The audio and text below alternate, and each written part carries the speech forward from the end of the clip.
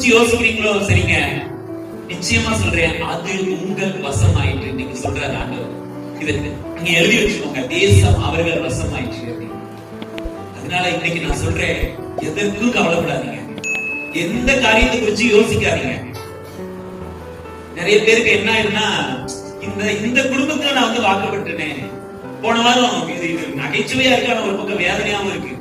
என்னன்னா, ஒரு 72 வயசு பாட்டியை நான் வந்து சந்திச்சேன். அவங்க வந்து என்னன்னா, ரெகுலரா நம்ம போவாங்க, நான் போய் ஜெபம் பண்ணுவோம்.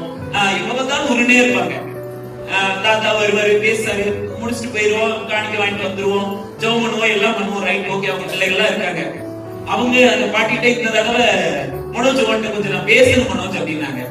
என்ன பேசணும், ரொம்ப நாள் ஆச்சு அவங்க பேசியே நான் பார்த்ததில்ல, ஏதோ பேசுறாங்களே அப்படின்னு சொல்லிட்டு அவங்களை கேட்டா, தம்பி நம்ம ஏதாவது லைஃப்ல ஒரே ஒருத்தரை வந்து நம்ம வெட்டிக்கலாமா அப்படின்னு கேட்டாங்க.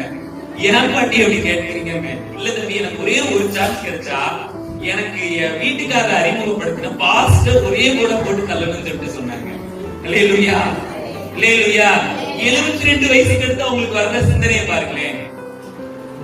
இன்னைக்கு சொல்றேன், நம்ம நிறைய நேரத்துல இந்த குடும்பத்துல நான் வந்துட்டேனே அப்படின்ற மாதிரி நிறைய பேர் யோசிக்கிறோம். இப்படிப்பட்ட ஒரு கணவரை நான் கல்யாணம் பண்ணிட்டுமே யோசிக்கிறேன், இப்படிப்பட்ட ஒரு மனைவியா எனக்கு அப்படின்ற மாதிரி யோசிக்கிறோம். நம்மளை புரிஞ்சு கொள்ளவே மாட்டாங்க அப்படின்ற மாதிரி யோசிக்கிறோம்.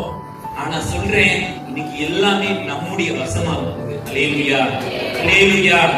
எதை குறிச்சு கவலைப்பட தேவையில்லை. இன்னைக்கு ஒரு சின்ன ஒரு விஷயத்த சொல்றேன். என்னன்னா, நம்ம அற்புதத்துக்கான ரகசியம் எங்க தெரியுமா இருக்கு?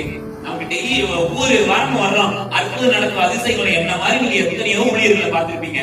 நான் சின்ன பையன் தான், இன்னும் என்ன மாதிரி நீங்க எத்தனை பிரசங்கம் கேட்டிருப்பீங்க, எத்தனை ஊழியர்களை பார்த்திருப்பீங்க, எவ்வளவு தீர்க்க தரிசனங்களை கேட்டிருப்பீங்க, எவ்வளவு கன்வென்ஷன் கூட்டங்களை அட்டன் பண்ணிருப்பீங்க. நம்ம அற்புதத்துக்கான ரகசியம் எங்க தெரியுமா இருக்கு? நான் சொல்றேன், இன்னைக்கு இந்த பிரசங்கம் இடத்துலதான் இருக்கு.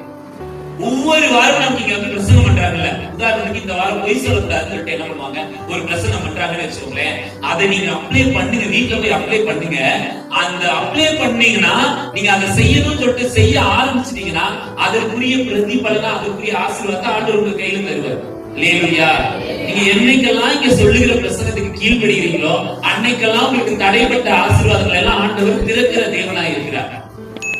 அல்லேலூயா.